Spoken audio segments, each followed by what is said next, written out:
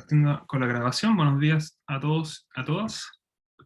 Ahora vamos a iniciar una nueva, digamos, secciones de cátedras en otro tema nuevo, ¿ya? El cual es teoría de conjuntos. Entonces vamos a dar por terminado el tema de lógica proposicional, cuantificadores, etc. ¿Ya? Entonces, esta es una clase introductoria, bajo la cual voy a básicamente expresar el lenguaje, ¿verdad? De enseñarles a grandes rasgos en qué consiste las bases de lo que llamamos teoría de conjuntos, ¿ya? Entonces, la idea va a ser enseñarles o presentarles cómo uno utiliza notación matemática para describir el hecho de que elementos pertenecen a un conjunto o no, y las cosas que se pueden hacer con conjuntos, ¿ya? Entonces, primeramente, ¿qué es un conjunto? Simplemente lo vamos a entender como una colección de elementos. Entonces, Matías, voy a entrar en lo que son los diagramas de Venn. Pero por el momento vamos a partir con lo más básico, ¿ya? Entonces, ¿qué es un conjunto? Es una colección de elementos, así lo vamos a entender, ¿ya? Entonces, dado que es una colección, lo más importante es, en particular cuando uno habla de elementos, ¿ya? Que son los elementos, son simplemente la base de cómo se construyen los conjuntos. Entonces, en particular, la pregunta fundamental es si un cierto elemento pertenece o no a un conjunto. Entonces, si es que es así, escribimos esto que está en naranjo, ¿ya? Entonces ese símbolo se lee de pertenencia. X pertenece a A. De modo contrario, si es que el elemento no está descrito en el conjunto, no es parte de él, vamos a escribir que X no pertenece a A. ¿Ok? Es bien simple, ¿ya? Y esto es básicamente el símbolo de pertenece con una, ¿no es cierto?, línea diagonal. Ok, entonces, hay dos formas de, en general, describir conjuntos, ¿ya? Una es la que ya veníamos ocupando de manera implícita durante el curso, el cual se llama la descripción por extensión, la cual consiste, por ejemplo, en describir un conjunto mediante la lista de sus elementos. Por ejemplo, este es el conjunto, ¿no es cierto?, de los números naturales, ¿ya? Y la forma que lo entendíamos era a través de listar sus elementos. Uno parte diciendo está el 1, está el 2, está el 3, 4, y uno continúa sin límite, ¿ya? Eso se llama por extensión. Sin embargo, de ahora en adelante, lo que vamos a utilizar, tanto en este curso como en todos los que vienen a continuación, va a ser por comprensión. ¿Qué significa por comprensión? Significa que yo voy a, ¿ya?, vamos a describir los elementos,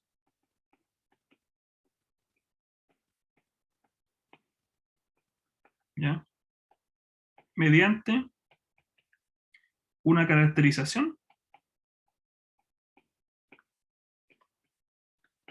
de propiedades que satisfacen.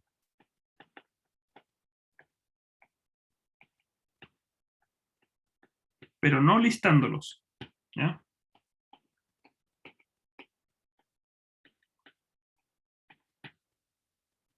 Entonces, primeramente, ¿cómo se escribe eso? Antes de entrar con ejemplos.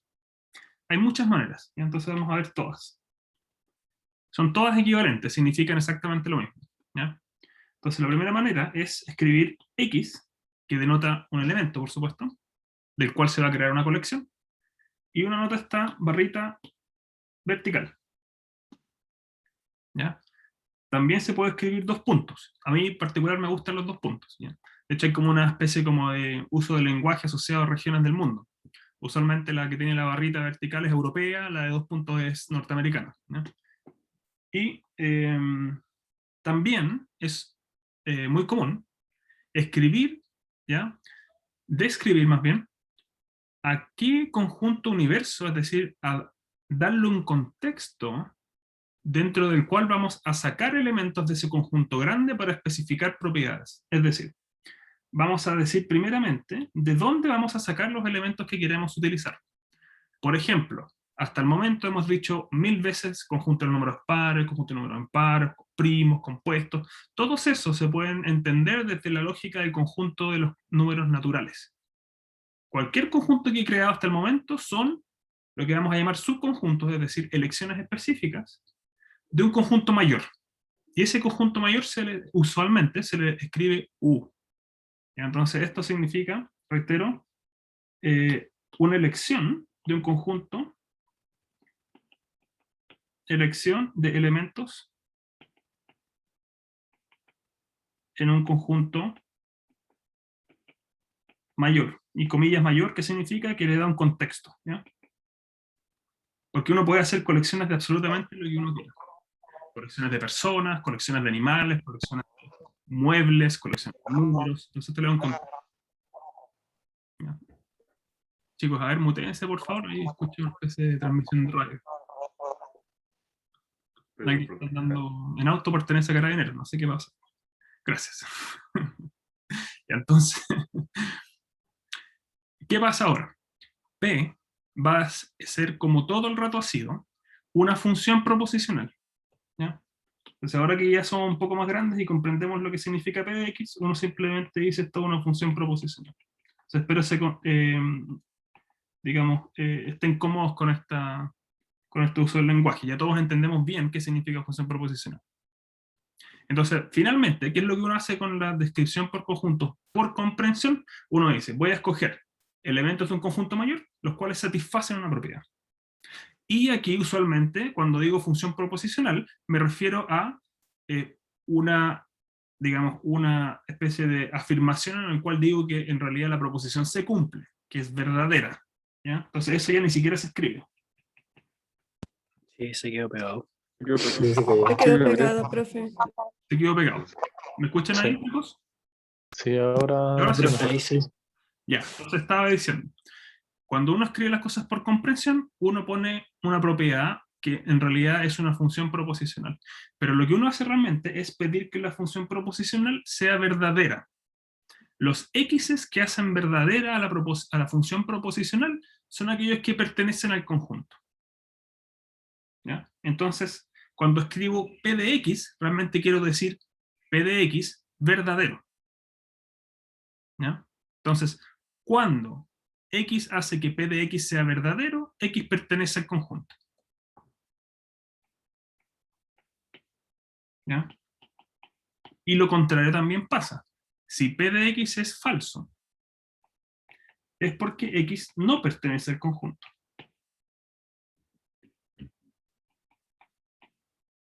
¿Se entiende? Eso es lo que se denomina descripción por comprensión. Entonces, ejemplos. Si A denota el conjunto de los números pares, entonces, ¿cómo podemos escribir los números pares? Por comprensión, ¿ya? Sería todos los números enteros que se escriben como 2 por algo, ¿no es cierto? Eso es algo que ya hemos visto anteriormente.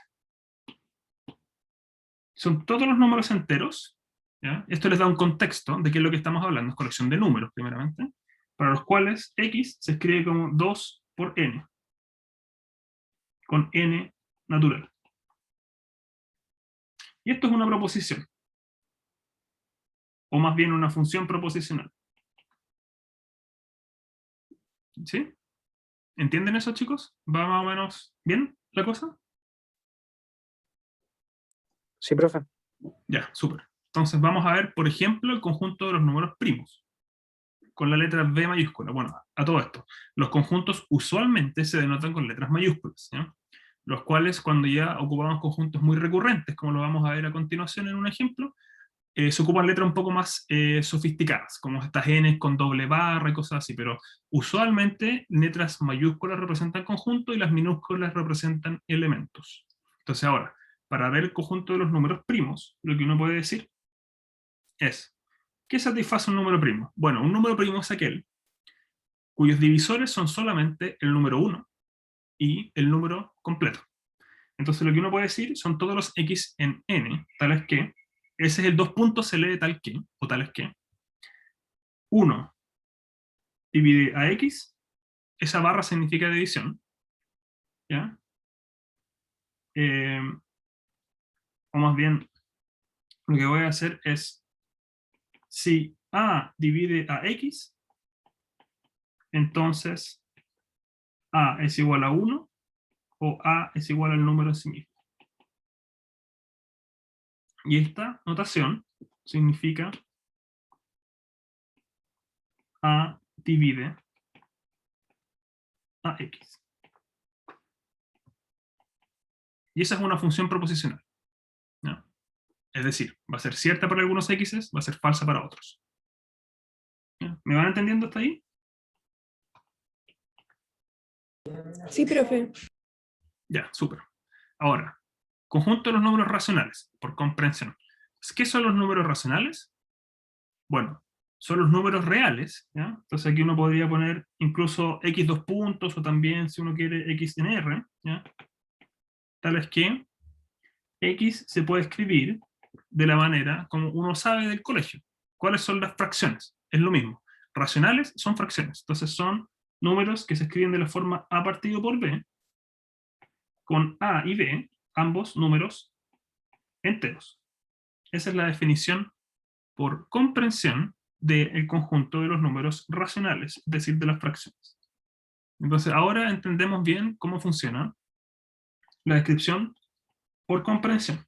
Y ya reitero la de por enumeración o la descripción que se denomina por extensión, es la que hemos estado ocupando todo el tiempo hasta ahora. O sea, es muy, digamos, intuitiva, ¿ya?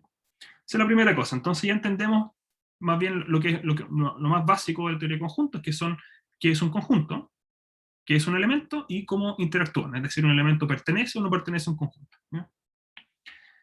Entonces, como bien dijo por ahí uno de sus compañeros, creo que fue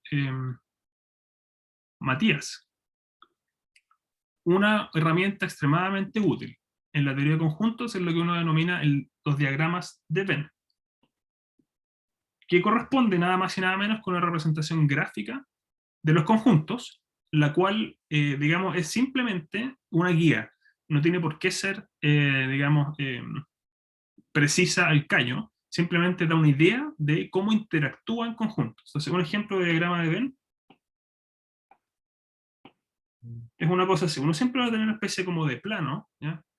Donde el plano representa el conjunto universo, que le vamos a llamar U, que reitero es el conjunto mayor, es decir, de donde estamos escogiendo nuestros elementos. Y luego vamos a tener conjuntos que pueden tener características distintas en términos de cómo se conectan con otros. Por ejemplo, podemos tener un conjunto A, un conjunto B y un conjunto C. Entonces, esto es un clásico diagrama de Venn. Entonces, ¿qué significa esto? Si tengo un punto acá, que está en esta área, este punto que está ahí, X, va a pertenecer a A, ¿ya? Entonces vamos a quizás hacerlo con color distinto. A lo voy a dibujar con rojo.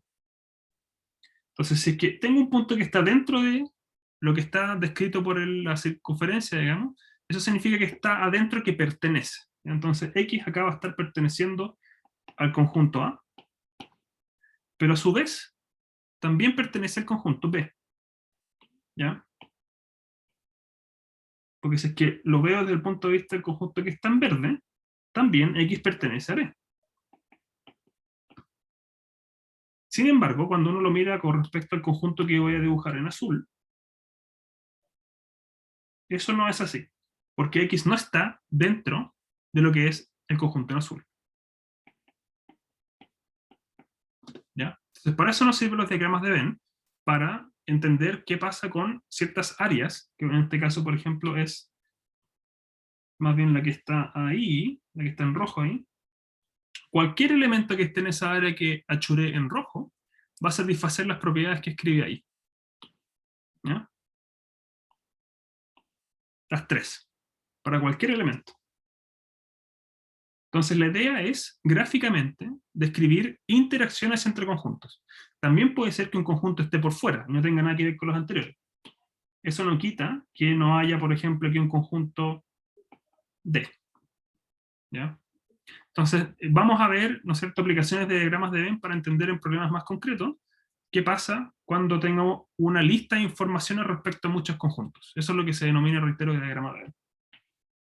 Ya, entonces ahora, volviendo a lo que eran los conjuntos, existe una categoría que se llama conjuntos notables, ¿ya? O conjuntos más bien recurrentes, que son como los universos, que vamos a llamar, que son usualmente los conjuntos donde uno mayormente trabaja. Entonces, desde el colegio ustedes conocen todos estos conjuntos universos, quizás salvo con la salvedad de los complejos, que no sé si el currículum de sus colegios lo vio, pero salvo esa excepción, los números reales, los racionales, los enteros y los naturales son todas cosas que ya se conocen, ¿no es cierto? Entonces, de ahora en adelante, en todos los cursos de matemática o de ingeniería que ustedes tengan, no importa cuál, se ocupan las mismas letras para anotar los conjuntos que voy a describir a continuación. Estos son los números complejos.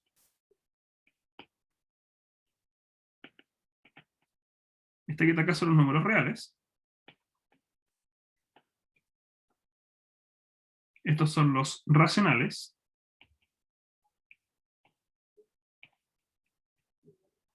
Estos son los enteros. Y los otros son los naturales. Entonces la idea es que se aprendan un poco qué significa cada uno. Entonces, básicamente aquí lo único que es relativamente nuevo, supongo, es el de los complejos, que no sé si todos tienen un entendimiento básico de lo que son los números complejos, pero por comprensión sería todos los x's, ¿ya? O más bien déjenme ocupar una letra que nos encanta ocupar en los matemáticos, que es z, ¿ya? Son todos los z que se escriben como x más y con x e y números reales. Y aquí la letra i juega un rol muy especial, es la solución de la ecuación i cuadrado igual a menos 1. ¿Ya? Esa es la descripción de los números complejos. Son todos los pares ordenados de x, y, donde el y, ¿no es cierto?, acompaña una letra y latina, digo, donde y latina es la raíz de ese polinomio. ¿Ya? Ok. Otro conjunto notable, es decir, un conjunto recurrente, el cual vamos a utilizar, es aquel conjunto que no posee ningún elemento. ¿Ya? Y que en el fondo cumple el mismo rol, ¿ya? Porque uno podría preguntarse, digamos, ¿por qué nos interesa un conjunto que no tiene elementos? Por la misma razón que a ustedes les interesa el número 0. Ustedes pueden decir, el número 0 es muy obvio, muy intuitivo, aparece en muchas aplicaciones. El conjunto que no tiene elementos también, por el mismo motivo, de hecho. Porque 0 es la cantidad de elementos que tiene el conjunto vacío. Y ese se va a denotar con esta simbología. ¿Ya? Hay gente que también le gusta llamarlo phi, pero en realidad no es phi. Phi es una letra griega, esta es distinta. Esta es como un 0 que se le antepone una barra. ¿Ya? Este es el conjunto vacío, es decir, aquel que esta propiedad, ¿ya?, es falsa. Es falsa. No importa quién es X.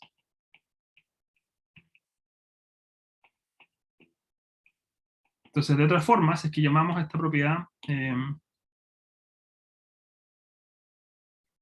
P mayúscula de X. P mayúscula es una contradicción. ¿Mm?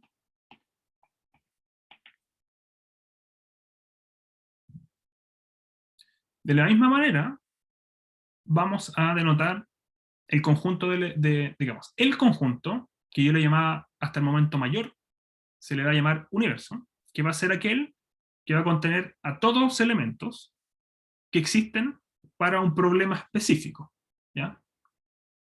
Obviamente, no existe un conjunto universo único, porque depende. Si estamos trabajando con números reales, no tiene sentido describir el conjunto de personas. Entonces, por eso, uno va cambiando los conjuntos universos, pero dentro de un marco de trabajo, uno va a denotar el conjunto comillas más grande con la palabra universo y se utiliza esta letra U cursiva.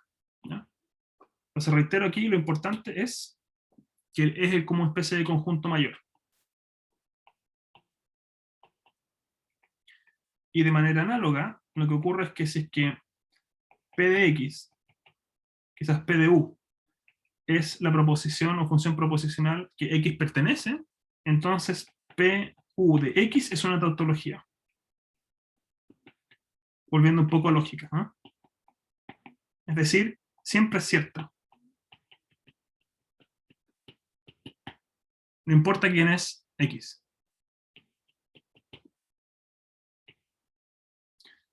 Entonces esos son los conjuntos notables. Vamos a empezar ahora a describir relaciones entre conjuntos. La primera se denomina inclusión, ¿ya? La cual nos dice cuando un conjunto es más, comillas, pequeño que otro.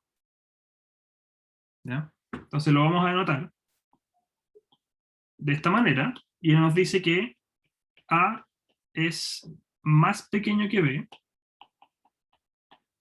y esto es súper entre comillas, y más en particular me refiero a que los elementos de A están contenidos en los de B. Eso es lo que voy. Entonces, si tengo esta relación de inclusión, es decir, si A está contenido en B, ¿ya? ¿Qué es lo que va a pasar? Lo que estoy diciendo acá es que si yo tomo un elemento que está en A, entonces también va a estar en B. A eso me refiero con inclusión, ¿ya? De manera equivalente, puedo revertir el orden del símbolo, dando vuelta también el orden de los conjuntos. Es decir, si tengo lo que estaba de antes, con el símbolo acostado, digamos, con la U apuntando hacia B, también tengo la U apuntando hacia B, hacia el otro lado, digamos, ¿no? Que es lo que está ahora en amarillo. Es revertible esa simbología y significa exactamente lo mismo. Entonces, si quieren algún diagrama de Venn, lo que estamos describiendo acá, con inclusión, es este tipo de conjuntos, donde tengo un universo U, tengo un A y tengo un B. Todo elemento X que está en A también está en B. ¿Ya?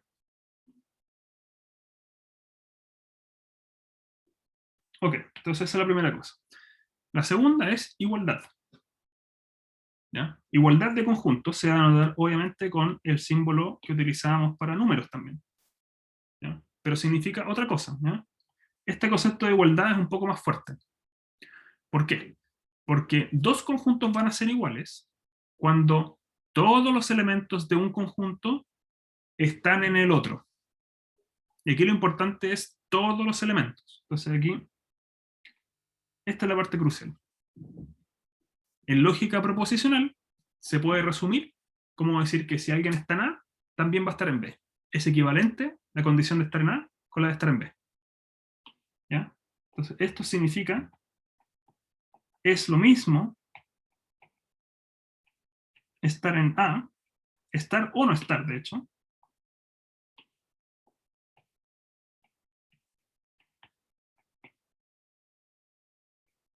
en A que en B. ¿Ya? Y aquí lamentablemente el diagrama no es muy específico porque si los conjuntos son iguales, porque son literalmente lo mismo. Entonces no tiene mucho sentido hacer un diagrama de Venn, pero si quieren puedo intentarlo. Si ese es A, bueno, también es B. Y así de forma. ¿Ya? O sea, es un concepto muy intuitivo, ¿no es cierto? Cuando dos conjuntos son iguales. Ahora, ¿qué va a pasar? Hay una relación entre la igualdad y la inclusión, la cual está acá en el segundo punto. Dos conjuntos van a ser iguales cuando dos cosas pasan. Primero, cuando A está incluido en B, y cuando B está incluido en A. ¿Ya? Entonces, quizás volviendo al diagrama de Venn que tenía anteriormente, lo que va a significar es lo siguiente.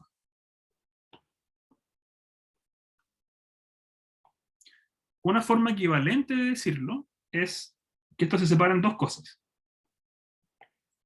La primera es la situación en la cual yo tengo, como hoy en día había dicho acá al medio, A contenido en B.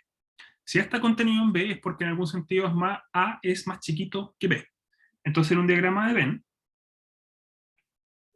tengo esta situación. ¿Ya? Donde A es más pequeño que B. Pero estoy diciendo y además tengo la cosa reversa, que B es más pequeño que A.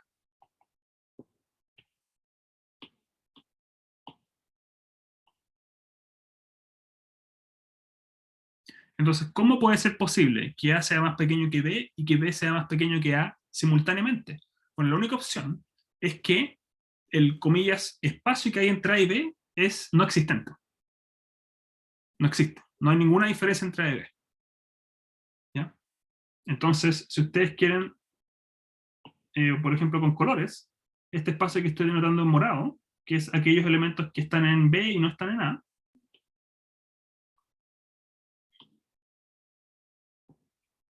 no existe. Es vacío. Así tal cual como si es que veo los que están en A y no en B, también es vacío.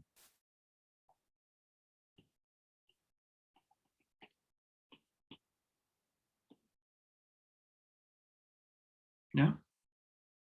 Entonces la proposición que está a continuación nos dice eso. Que es algo que tienen que recordar. Que dos conjuntos sean iguales, uno usualmente va a ocupar en matemáticas, o por ejemplo para probar que dos conjuntos son iguales, basta probar de que uno está contenido en el otro y el otro está contenido en el uno. ¿Ya? Y aquí recuerden que hay un y. Esto es un y. Simultaneidad. ¿Ya? Obviamente, todo conjunto está contenido en sí mismo, mediante la inclusión. Por obviedad, porque si un conjunto, si un elemento está en A, también está en A. ¿Ya? Entonces eso es obvio, es lo que se llama una trivialidad. Entonces eso es lo que se llama en general una reflexividad. Un conjunto siempre actúa con esta inclusión sobre sí mismo. La igualdad se puede escribir como una doble inclusión y eso se llama la antisimetría. Y luego la transitividad nos dice algo que también es muy lógico. Nos dice que si A está contenido en B, es decir, en un diagrama de Venn, si A está contenido en B, y además B está contenido en C,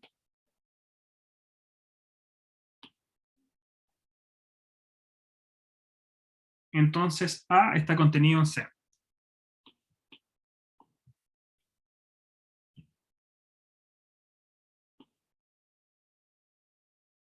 Lo cual es obvio del dibujo. Si miro lo que está en rojo versus lo que está al final en el conjunto que voy a dibujar, por ejemplo, en amarillo, es obvio que el más pequeño está contenido en el más grande. ¿Ya? Eso es lo que llamamos la transitividad de la inclusión. En el fondo podemos, como comillas, olvidarnos de que el B existe. Esa es como la idea. ¿Ok? Ya. Entonces, ahí discutimos igualdad e inclusión. ¿Ya? Ahora vamos a hablar de lo que es el álgebra de conjuntos. Entonces, ¿a qué se refiere con álgebra? No sé si ustedes recuerdan de que también mencioné brevemente la palabra álgebra cuando hablamos de los conjuntos, el conjunto de proposiciones con el i y con el o. ¿Ya?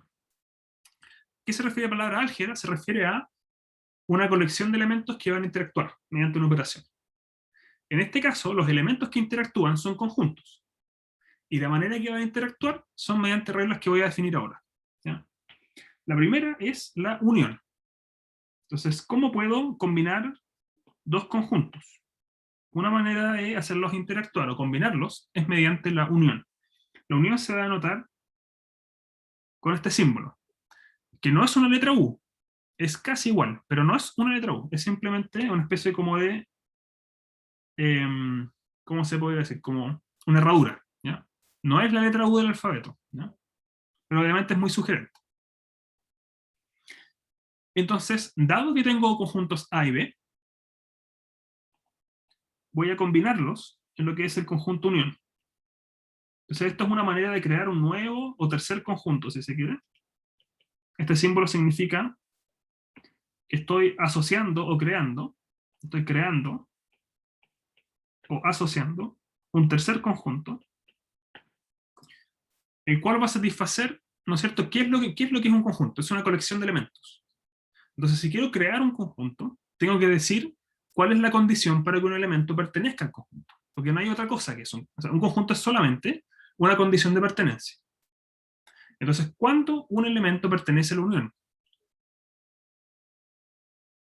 Un elemento X va a estar en la unión de A y B cuando está en alguno de los dos. Es decir, va a estar en A o está en B. Y aquí lo fundamental es el O. Es un O lógico. ¿Ya? Entonces, en palabras, son aquellos elementos que están en al menos uno de ellos. A o B.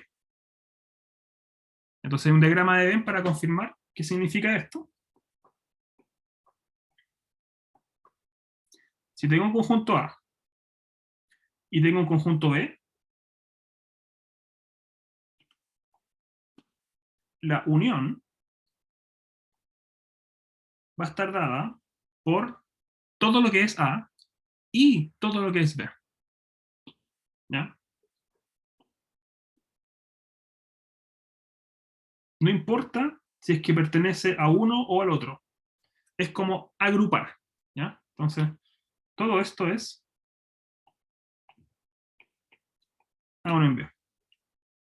Ahora, no importa tampoco si los conjuntos se sobrelapan o no. También ocurre lo mismo. Si tengo A y tengo B así, también la unión va a ser todo lo que están en uno más todo lo que están en el otro.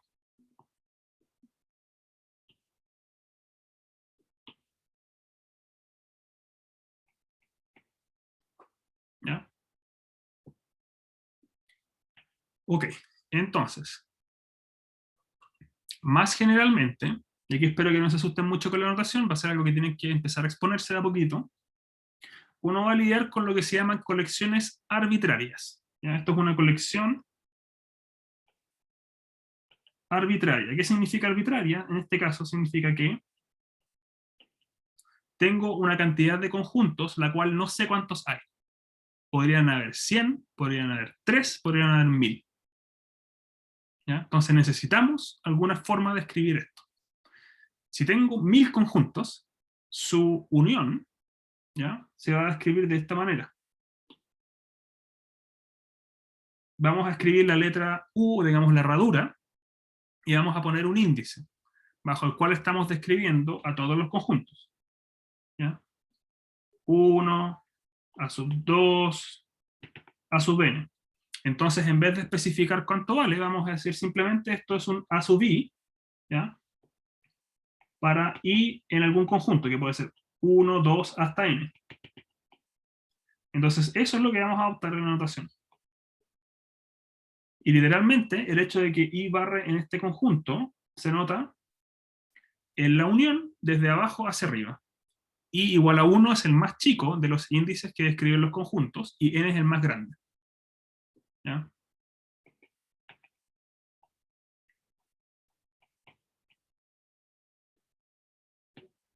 ¿Cómo se llama esto, profe?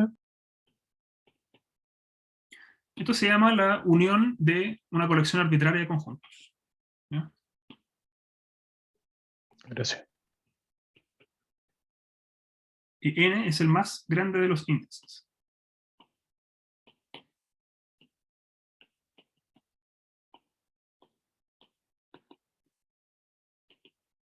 ¿Ya? Entonces, en otras palabras, ¿a qué corresponde esto? Corresponde, si quieren con otra notación, esta simbología es lo mismo que decir a sub 1, unión a sub 2, unión, etcétera, etcétera, a sub n. ¿Ya? Pero es necesario que se expongan a esta notación porque eventualmente vamos a tener sumatorias, y ahí no hay forma de escapar. ¿Ya? Ok. En otras palabras, lo que estamos haciendo es unir, no dos, pero una cantidad cualquiera de conjuntos. Y por ende, este también va a ser un conjunto. Entonces la pregunta es, ¿cuál es la condición de pertenencia? ¿Cuándo un elemento pertenece a este conjunto? La condición es la siguiente. Un elemento va a estar en la unión cuando pertenece a alguno de los conjuntos anteriores. En al menos uno de los conjuntos anteriores. A sub 1, a sub 2, hasta a sub n. Entonces, ocupando lógica proposicional, X pertenece a la unión arbitraria de conjuntos cuando existe algún índice, ¿ya?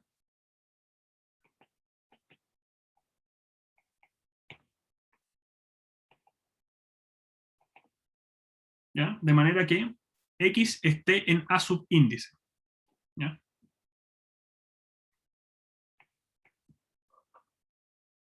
Entonces, en un diagrama de Venn, por ejemplo,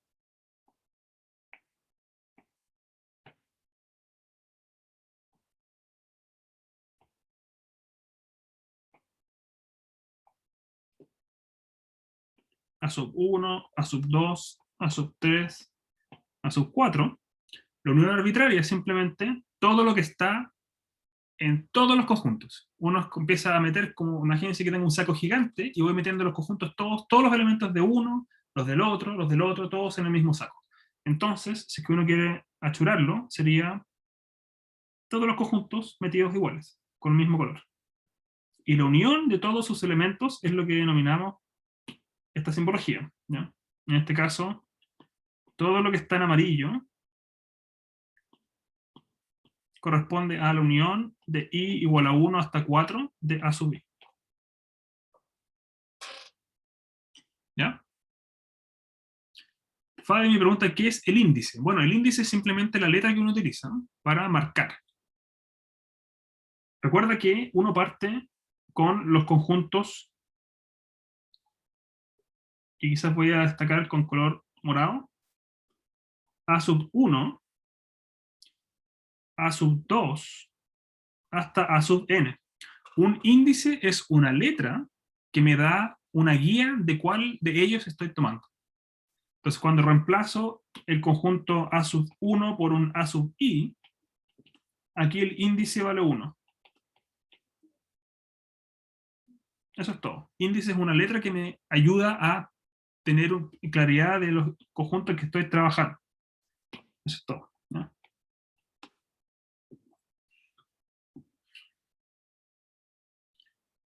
No es la cantidad de conjuntos, Fabi. Es la letra que me permite tener un control de qué conjunto estoy trabajando. Porque cuando el índice vale n, esa es la cantidad de conjuntos. Entonces es que, imagínate que tengo una colección de 4 conjuntos. Cuando i vale 1, cuando el índice vale 1, el conjunto a sub i es igual a sub 1. Pero el índice es i. ¿Ya? No se puede fijar un valor, a menos de que uno esté trabajando con un conjunto específico. Si es que i vale 2, obviamente a sub i vale a sub 2. Y así sucesivamente. Entonces, cuando i vale n, en este caso, a sub i vale a sub 4, de hecho, porque n se subentiende que es el índice más grande.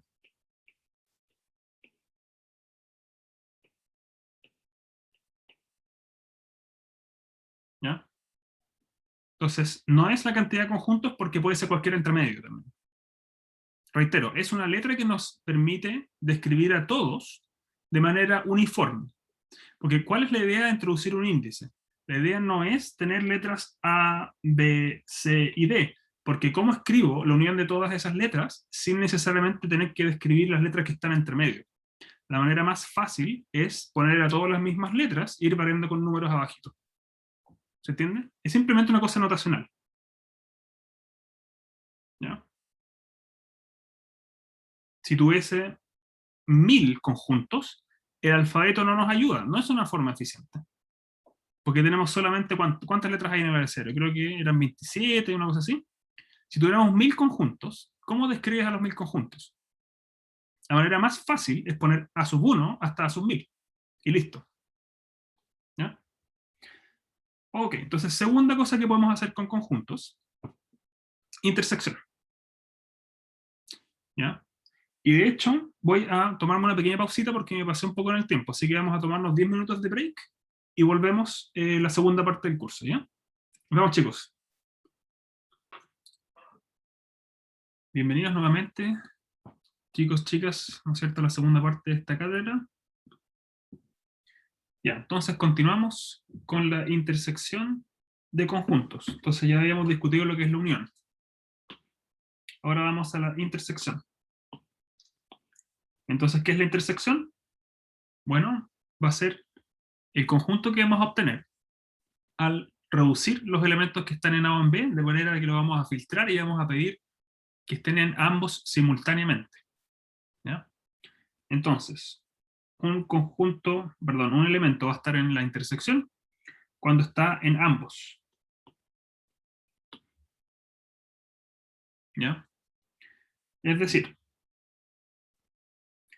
en un diagrama de Venn,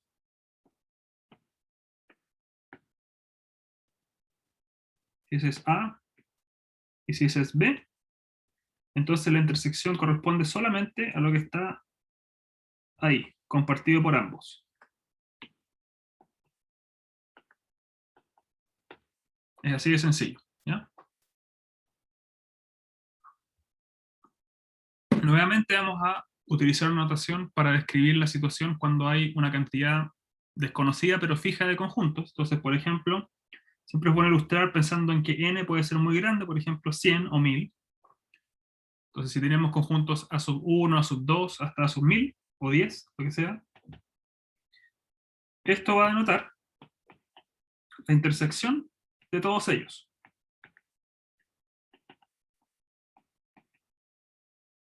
¿Ya? En otras palabras, ese conjunto que yo obtengo, cuando filtro los elementos que están en A sub 1, y luego le pido que estén en A sub 2, y de aquellos elementos que están en A sub 1 y en A sub 2, pido que estén en A sub 3, y así voy en todos hasta el último. ¿Ya? Es decir, es la colección de elementos que están en todos los conjuntos anteriores de manera simultánea. ¿Ya?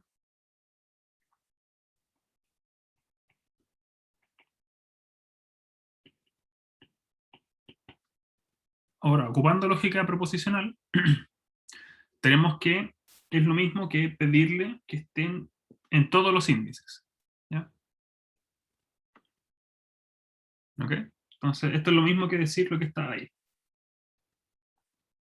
pero ocupando índices. ¿Ya? Es decir, que X está en A sub I para todo índice I.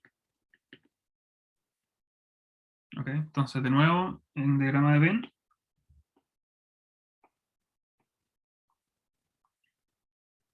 si tengo A sub 1, A sub 2, A sub 3 y A sub 4, entonces uno mira aquellos elementos de A sub 1 que están en A sub 2 y de aquellos elementos que están en ambos, que están en A sub 3, y luego los que están en A sub 4. Entonces finalmente nos queda solamente esto que está en verde. ¿Mm? Eso sería entonces la intersección, partiendo desde el índice 1 hasta el 4, de A sub I. Ya, o en otras palabras, es lo mismo que decir A sub 1, inter A sub 2, inter A sub 3, inter A sub 4. ¿Ya? Ok, entonces, utilizando estas dos formas distintas de crear conjuntos, vamos a presentar un pequeño resultado, el cual nos dice que si tengo, por ejemplo, conjuntos A, B, C y D, donde tengo la hipótesis de que A está en C y B está en D. ¿Ya? Entonces, por ejemplo,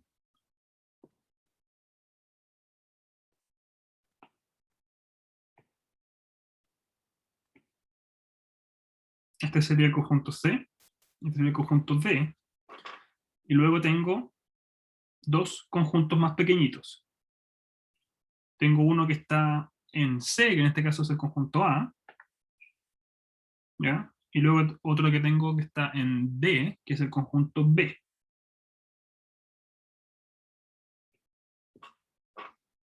Lo que nos dice este teorema o este resultado es simplemente que cuando hago operaciones mirando los conjuntos pequeños, es decir, con A y B, la intersección de A y B va a estar contenida en la intersección de los conjuntos grandes, C y D. Y lo mismo pasa con la unión. La unión de los conjuntos pequeños está contenida en la unión de los conjuntos grandes.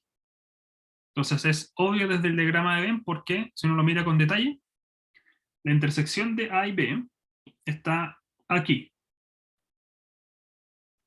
¿Ya? Esto es A inter B. Pero A inter B está contenido en la intersección de C con D. ¿Ya? Entonces quizás con otro color.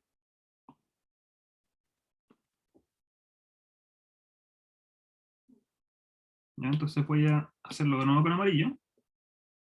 ¿Ahí? Entonces este es C inter D. Entonces es clara que el conjunto amarillo es parte del conjunto rosado, lo que significa que lo que tengo ahí es cierto. Quizás es morado, no es rosado. ¿Okay? Es bastante obvio. ¿Ya? Y luego lo mismo para la unión. La unión de A y B, que va a ser lo que está en... puse en naranjo. Sí, naranjo. La unión de A y B.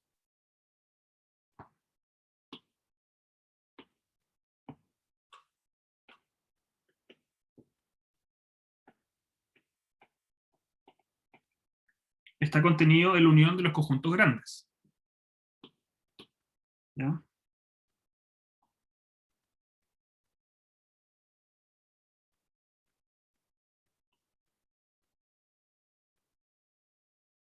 Que vendría a ser C unión D. Entonces voy a pintar de nuevo el naranjo para que quede un poco más claro.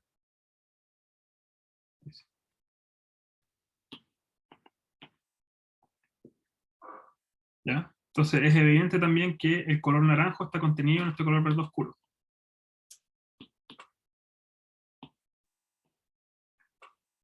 ¿Ya? Entonces, lo que nos dice este resultado es simplemente que cuando uno utiliza operaciones de unión o intersección, dado que los conjuntos pertenecen ya a otros conjuntos más grandes, lo mismo ocurre cuando uno hace la unión de los pequeños, está contenido en la unión de los grandes, y lo mismo para la intersección. ¿Ya?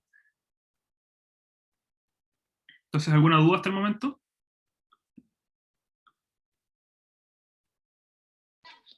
No de mi parte, al menos, profe. Ya, súper. Entonces, reitero, lo que estoy haciendo es simplemente mostrarles operaciones sobre conjuntos y ver algunas relaciones. Nada más. Entonces, eso es lo que se conoce como álgebra, ¿no? Entonces, veamos un ejercicio, por ejemplo. Tenemos tres conjuntos descritos por comprensión. Y les pido realizar un diagrama de Venn de los conjuntos. Ya. Entonces la pregunta es, acá, para realizar diagramas de Venn, la pregunta es, ¿cómo interactúan los elementos de un conjunto respecto al otro? Pregunta, si tengo un elemento que está en A, ¿va a estar en B? Lo mismo, si que está en A, ¿va a estar en C?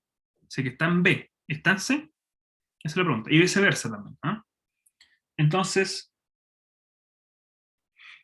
¿qué significa que un número sea divisible por 2? Esto lo habíamos anotado de esta manera. Y esto quería decir, es lo mismo que decir que X se escribe como 2 por N. ¿No es cierto? Con N natural.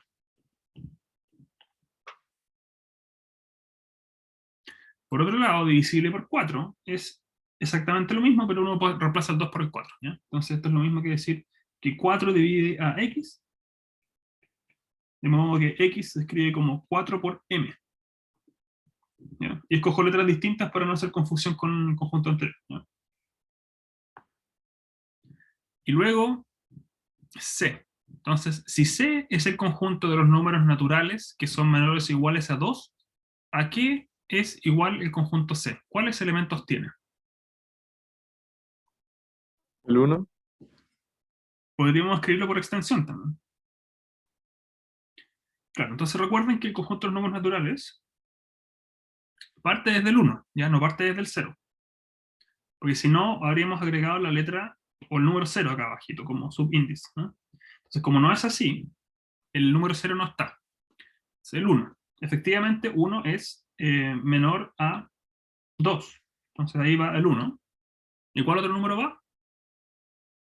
El 2. El 2. Ya. Ok, y para tener una idea vaga de cómo es el conjunto A y B, uno podría tratar de escribirlo por extensión ocupando estos 3 puntitos, ¿ya? Entonces, los números que son divisibles por 2, si uno se fija acá en la fórmula, es lo mismo que habíamos dicho que satisfacía los números pares. Es exactamente lo mismo. Entonces, de alguna manera, quizás lo voy a hacer acá, es lo mismo que poner por extensión, ¿ya? Y sobre todo fijando los primeros elementos, voy a empezar a enumerar números pares, ¿ya? De manera consecutiva, por supuesto. 2, 4, 6, 8, etc. ¿Mm? Porque todos son divisibles por 2, ¿no es cierto? Y no hay ninguno entre medio, ¿ya? Que no sea divisible por 2. ¿Ya? Y los divisibles por 4 son levemente distintos, porque el número 2, por ejemplo, no está, porque 2 no es divisible por 4. Para que sea divisible por 4 tiene que ser un múltiplo de 4, de hecho.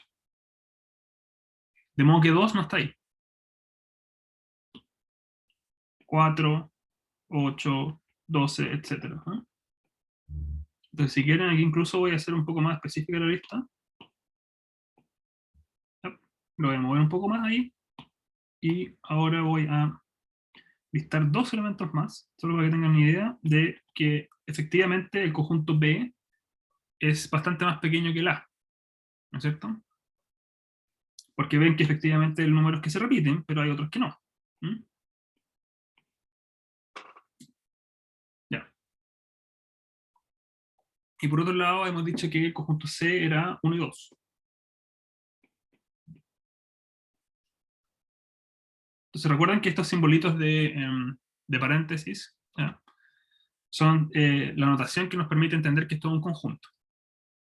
Entonces les pregunto, en términos de elementos, primeramente, es más fácil partir desde el elemento que está en C, porque son menos. Se les pregunto, si es que hay algún elemento en C, que es 1 o 2, ¿están necesariamente en A o en B? Solo no. Solo en Solo A. una. Y de hecho, hasta por ahí nomás. Porque el número 1, por ejemplo, no está. ¿Ya? Entonces eso quiere decir de que C va a tener cosas en común con A, pero no con B. ¿Ya? ¿Me van siguiendo hasta ahí? Simplemente por inspección. Sí, profe. ¿Sí? Entonces, eso es crucial para el diagrama de Venn. Porque, reitero, el diagrama de Venn no se trata de describir los elementos con precisión, ¿eh? Es simplemente tratar de reflejar cómo interactúan o cómo participan uno sobre el otro. Esa es realmente la clave del diagrama de Venn. Entonces, lo que voy a hacer es, por un lado, dibujar C, ¿ya? Que es bien chiquito, y el conjunto A. Quizás A es el más grande, entonces voy a partir dibujando A. ¿Ya? Y aquí reitero, este círculo obviamente no... Es raro pensar de que una cantidad infinita de números está contenida ahí, pero bueno, es lo que es, ¿no? ¿Ya? Entonces la idea es ver cómo los otros se van sobreponiendo o distanciando del conjunto A. Luego C, sabemos que tiene al menos una intersección, porque el número 2 está ahí, ¿vale? Entonces tenemos algo morado que está ahí, tenemos algo en amarillo que no está ahí. Entonces es razonable dibujar el conjunto C de esta manera. ¿Mm? ¿No es cierto? Donde de hecho el número 1 no está ahí. Quizás voy a borrárselo más abajito. Y el 2 sí está ahí. ¿Ya? Y luego, ya, eso es C con la interacción con A. Y luego con B, se fijan que no hay nada que ver. B y C no tienen ninguna cosa en común. Porque B parte con números mayores o iguales a 4. Entonces ya C no tiene nada que ver. 1 y 2 están muy lejos. Lo que significa de que si es que uno trata de posicionar a B, no puede tocar C en ninguna manera. ¿Ya? Por lo mismo voy a hacer algo así como podría partir con esto. ¿Mm? ¿Ya? Ahora, sí, si que uno lo piensa un poco más, ¿ya? Es razonable pensar que B puede dibujarse así. Pero, dado que todos los elementos que están en naranjo también están en el conjunto A, lo ¿Se correcto, dibujaría adentro? exacto, Sí, lo por este correcto contenido es nada. dibujarlo adentro. ¿Ya? Se voy a borrar esta cosa que está por fuera y voy a dibujarlo algo así. Y lo importante es que son dos cosas, que está dentro de A y que no toca a C. ¿Mm? ¿Ya? Ok, entonces eso es como una representación vaga, bien básica, pero aún así suficientemente ilustrativa para entender las relaciones que hay entre los conjuntos. ¿Se entendió? Porque aquí la idea es que, ¿no es cierto? ¿Qué es lo que estamos tratando de hacer? Voy a destacar en rojo esto, lo que significa de que A contiene a B. ¿Ya? O si quieren, B está contenido en A. Por otro lado, C no está completamente contenido en A. ¿Ya? Entonces eso me dice que esto se escribe de la siguiente manera. Se escribe así, y luego voy a poner un símbolo de que no es así. No está contenido completamente en A, pero hay una intersección. Pero A inter C es no vacío. Es decir, hay algo ahí. ¿Ya? Y eso es todo. Digamos. Y lo otro importante es que B y C no se tocan. ¿Ya? Entonces eso es otra cosa relevante.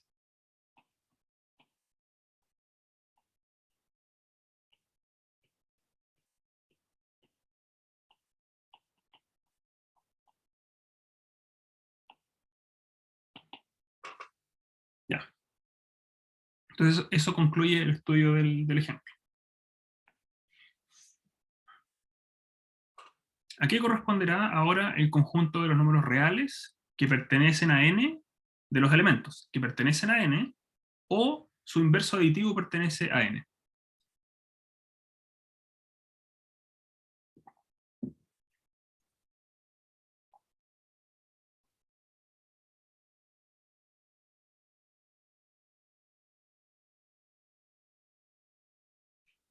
¿Qué creen ustedes que es igual este conjunto?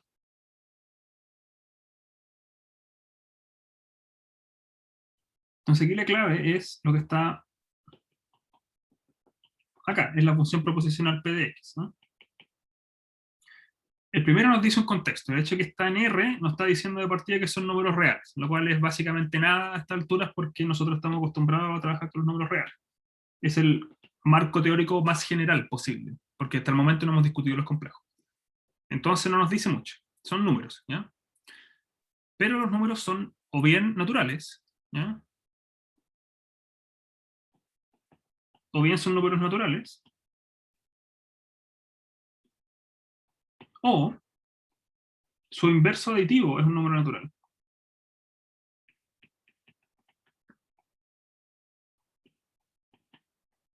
Entonces recordemos que n era el conjunto de los números que parten con 1, 2, 3, etc. ¿Ya? Inverso aditivo es el número que uno usualmente escribe como el negativo. Lo mismo. Es decir, que es cuando uno antepone el signo menos.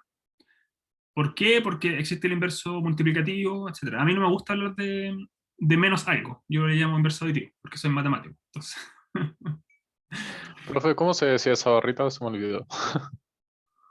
La que esa está en medio. barrita, esta que está acá, ¿no es cierto? Sí, se me fue. Se lee tal que. ¿Mm? Ah, tal que. Ah, ya igual que el slash y todas esas cosas. Ah, ya. Sí, tal cual. Serían los enteros, ¿no, profe? No. La intención está súper buena, pero casi. ¿Por qué no? Porque hay un elemento que no va a estar ahí. ¿Y cuál es? El 0. Exacto. Entonces, ¿qué pasa? Uno usualmente escribe la recta real, ¿no es cierto? ¿Ya? Tengo el más infinito, tengo el menos infinito, entonces es como lo que uno se imagina. Luego, el conjunto de interés son los naturales, entonces los voy a destacar. Tengo el 0, el 1, 2, 3, 4, y ahí quizás no es necesario seguir. Luego voy a hacer lo mismo con los números negativos. Menos 1, menos 2, menos 3, menos 4, etc. Entonces estoy diciendo que X pertenece a los naturales. Así que lo que sea que fuese, va a abarcar a todos los naturales. Entonces, el 1, el 2, el 3, 4, etc. Y además, su inverso aditivo, o el número negativo que uno obtiene, también pertenece a los naturales. Entonces, si ese conjunto lo llamo A, ¿ya? Y estos son X's que pertenecen a los naturales, también van a pertenecer a este conjunto que estoy dibujando en rosado, cuando su inverso aditivo o su número negativo está en los naturales. Entonces, si yo agarro este numerito que está acá, menos 1, ¿ya? Si menos 1 es igual a X, entonces, ¿qué pasa con menos X? ¿A qué va a ser igual? A 1. A 1. Ajá. Entonces, ¿qué me dice? ¿Cuál es el elemento que pertenece al conjunto en rosado? El menos 1. ¿Mm?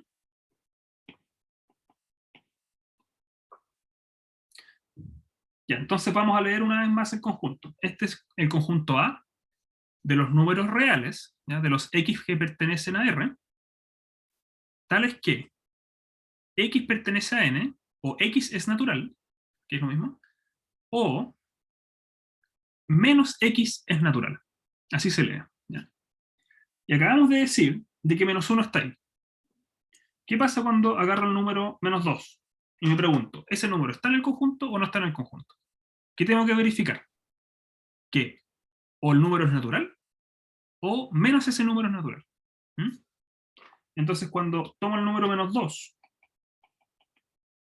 primeramente, uno dice que esto no está en los naturales, ¿no? Pero lo que sí es cierto es que menos X, ¿no? Es menos 2, que es igual a más 2. Y este sí está. Conclusión, el número X, que es igual a menos 2, sí va a estar en A. Porque recuerden de que el O lógico es verdadero cuando una de las dos partes es verdadera. ¿Mm?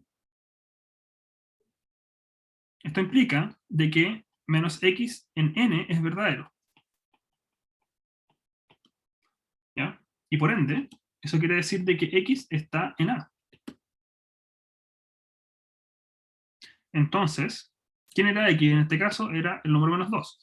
Y se pueden dar cuenta que esta lógica de hecho es invariante respecto al número que yo tome.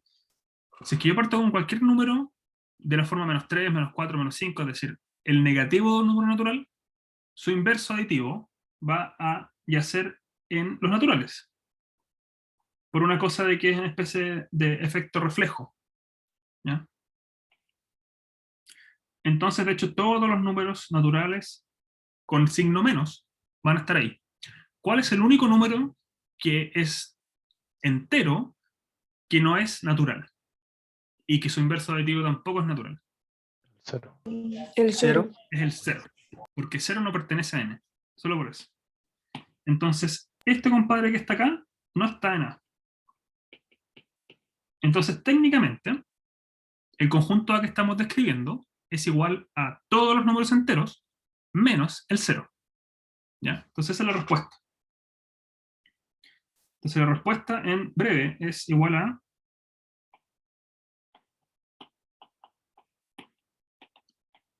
¿ya?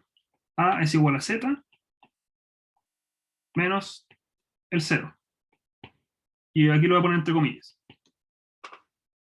¿Ya? Entonces, lo que uno va a decir en matemáticas es literalmente eso, pero vamos a tener una simbología. El menos, cuando le estoy restando cosas, lo voy a anotar con lo que se denomina en inglés backslash, que significa diagonal reversa. Y luego le voy a restar el 0, pero en vez de poner 0 como número, tengo que poner el conjunto que tiene el número 0. ¿Ya? Y esa es la respuesta matemática correcta con su simbología. Pero es igual a lo que está a la izquierda en comillas. ¿Ya? ¿Se entiende? Right, so Una his pregunta, entire profe. team for ¿Y si 6, parto de un 2? 11. ¿Alguien está escuchando cosas en inglés?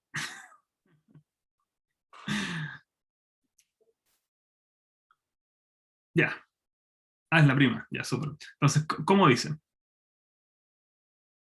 Grecia, estabas hablando No, o sea, sí, es que si parto de un 2, ¿se puede hacer eso? ¿O se tiene que pasar de, o sea, o se tiene que partir de un negativo siempre? No, porque recuerda que si x es igual a 2, la función proposicional me pide una de dos cosas, es un o lógico. Me pide que el número sea natural o que su número negativo asociado sea natural. ¿No? Si yo parto de un número 2, es claro que el número 2 es natural. De modo que esto hace inmediatamente que la proposición o la función proposicional sea verdadera. Y no tengo que mirar el caso del negativo. Porque reitero, este es un o lógico. Y lo clave es, eso es un o. Y para que uno sea verdadero, ya sabemos de que basta con que uno de los dos sea verdadero. Y si parto de un menos 2, va a tener que ser la otra parte. Porque el menos 2 no es natural. Entonces, menos 2 es natural. ¿Ya? Bueno. Ya, entonces. Ya hemos visto situaciones en las cuales dos conjuntos no tienen nada que ver. Es decir, los elementos que están en uno no participan en el otro. Por ejemplo, fíjese acá. El conjunto que estaba en rojo con el que está en amarillo. Uno no tiene nada que ver con el otro.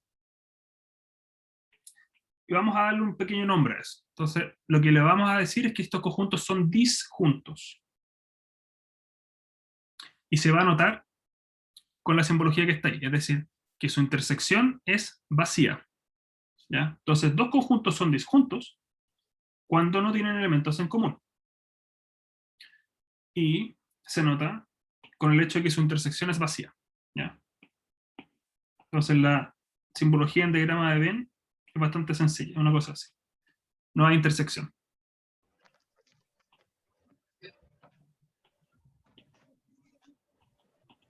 ¿Ya? Ok. Y esto es lo que acabo de decir en el ejemplo anterior. Vamos a denotar con el signo diagonal invertida. ¿Ya?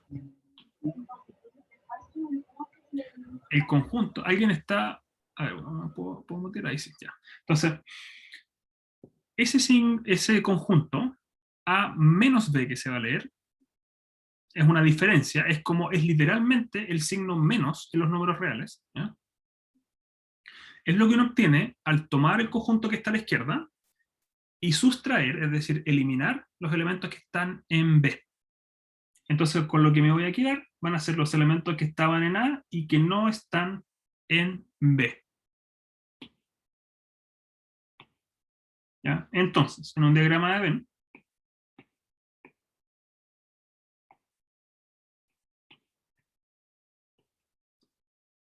¿cuáles son los elementos que están en A y que no están en B? La diagonal invertida, Byron, es lo que denominamos el menos. Se lee menos.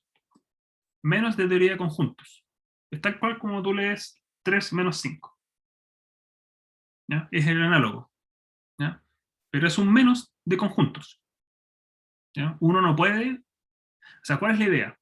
De que es un poco más complejo que restar números. ¿Ya? ¿Por qué? Porque estamos considerando elementos dentro de una colección. Entonces no es tan fácil. Pero significa moralmente lo mismo. Es decir, voy a eliminar o sustraer los elementos que estaban en A respecto a los que estaban en B. Se lee menos. ¿Ya? Entonces, ¿cómo se va a ver el diagrama de Venn? Va a ser simplemente aquellos elementos que están en A que no alcanzan a tocar el conjunto B. ¿Mm? Eso es, ¿no es cierto?, A menos B. De manera análoga, de hecho uno puede mirar los que están en B y los que no están en A, que son aquellos que están, por ejemplo, los voy a destacar con otro color, con azul.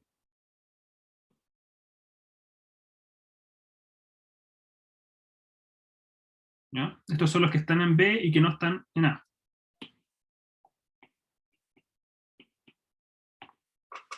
¿Ya? Entonces la idea es que no participa en ninguna intersección, claramente, porque estoy pidiendo que no estén en la intersección. Estoy diciendo que estén en uno y no estén en el otro. Entonces la intersección jamás va a participar. Va a quedar vacía ahí. Y además estoy pidiendo que estén exclusivamente en uno, pero no en el otro. Es una manera equivalente. Es decir, son los elementos que están solo en uno de los dos. Pero de hecho estoy pidiendo que estén en el de la izquierda.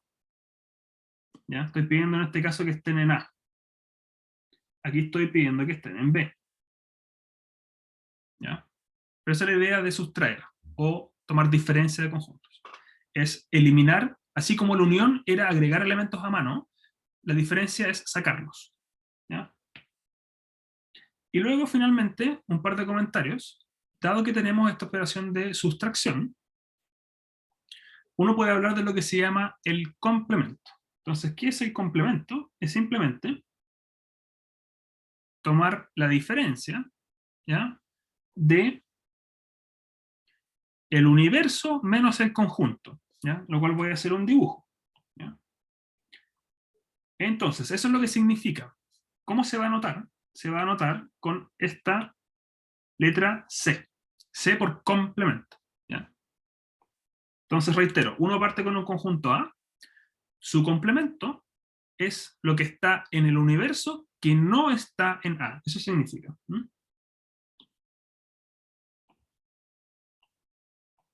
Es lo que está en el conjunto de la izquierda, lo que está en el universo.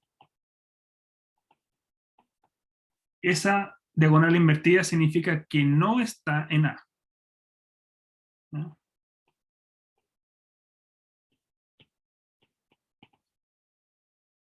Con lógica proposicional, uno puede decir, un elemento pertenece al complemento, ¿ya?, cuando no está en A. Es así de sencillo. Entonces, con diagrama de Venn, ¿cómo se vería? Tengo un marco teórico de trabajo, es decir, un universo respecto al cual estoy tomando mis conjuntos. Tengo un conjuntito A, y luego el complemento es literalmente todo lo que está fuera de A. ¿Ya?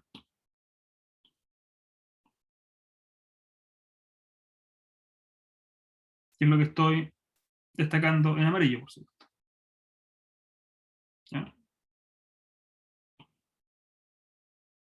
Entonces todo lo que está en amarillo es lo que está en U y que no está en A.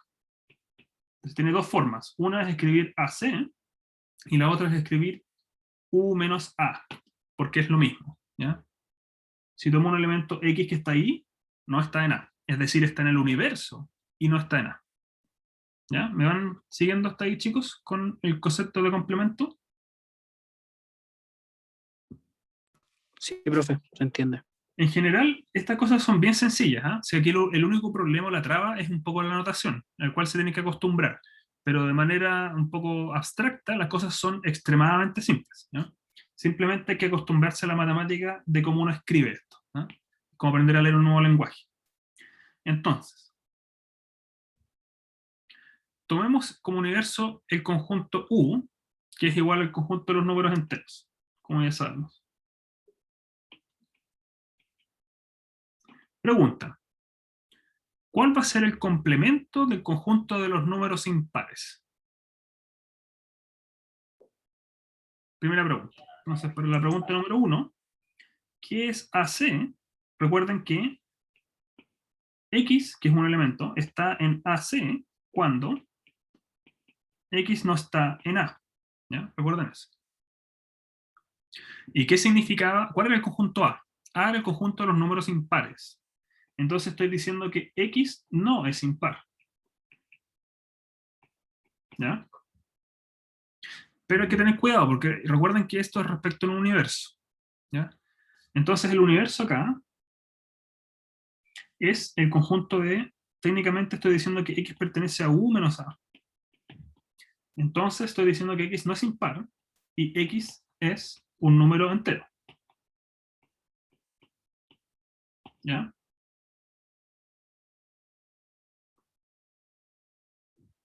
Porque U es el conjunto de los números enteros. ¿Me van siguiendo ahí, no? Esto es que esté en U. Y esto es que X no esté en A. ¿Mm? ¿Vamos bien hasta ahí? Sí, profe. Ya, entonces, ¿cuál es el conjunto o un elemento que no sea impar, pero que sí sea entero? Los números ¿Pares? pares. Números pares, sí. Los números pares. Ahora hay que tener una salvedad. Hay, de repente, cuando uno habla de números pares, hay gente que solo considera los números pares positivos. ¿Ya? Entonces, dependiendo de cómo uno considera el número par, podría ser los negativos y no los números pares, perdón, no los números impares, o simplemente los números que son de la forma 2 por n. Entonces, en mi cabeza, un número es par, ¿ya? Cuando, y esto es dado que estoy trabajando en el universo Z, X es par, ¿ya? Y aquí voy a recalcar quizás que está en Z, es par cuando X se escribe de la forma 2 por n, con n en Z. Es decir, tanto positivo como negativo. En ese caso, que un número sea entero y que no sea impar es lo mismo que sea par. ¿Ya? Utilizando la definición que voy a poner acá en un globito.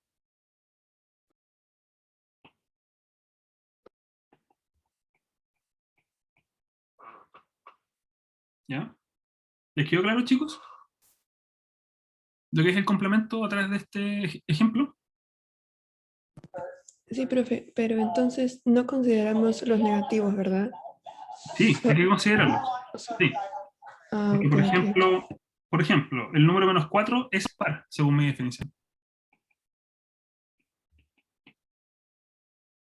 ¿Ya? Profe, pero en el caso que estuviéramos trabajando con los números naturales, ahí consideraríamos los números pares con n en los naturales, ¿no? Correcto. Sí, esa es la diferencia. Reitero, el universo es muchas veces dado o se subentiende cuál es. En este caso están diciendo que es derechamente Z. Por lo mismo voy a aumentar quizás, digamos, la batería de números que tengo, ¿no? Como tú bien dices, si estoy trabajando con n, aquí voy a reemplazar con n también, ¿no? Que es lo que muchas veces he hecho en clase también. ¿Mm? Dependiendo del conjunto universo. ¿Ya? Entonces, menos 4 es par. Y así con cualquier número negativo que sea múltiplo de 2. ¿Ya? Entonces, ahí voy a terminar por el día de hoy, después, porque ya me pasó un poquito el tiempo.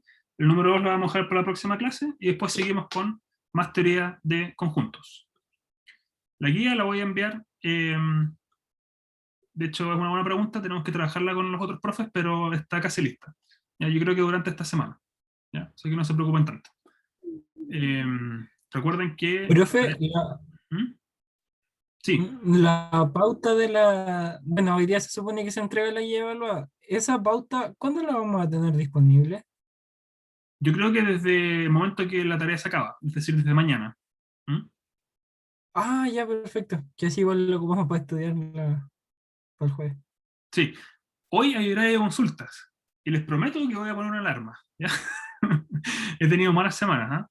Si no me voy a olvidar, a las 2:30, a la gente que quiera verme No se después, olvide. no me voy a olvidar. Ya voy a poner la alarma inmediatamente, ¿ya, chicos? Hoy a las 2:30 hay lo que llama un horario de consultas. Entonces, si ustedes quieren venir, bienvenidos sean, hablar de problemas del conjunto, digamos, de lo que sea, ¿ya? Si quieren, quizás justo como extendimos la tarea, también pueden discutir problemas de la tarea o ya preparación para el control. O también repasar materia de teoría de conjuntos, lo que sea, ¿ya? Así que los invito, por favor. Yo sé que hay gente que siempre viene, pero igual son poquitos, ¿ya? Entonces, los insto a que vengan un poquito más, ¿ya? Eso, chicos, nos vemos y que estén muy bien. Profe, consulta, ¿puede Sí. grabar el horario de consulta?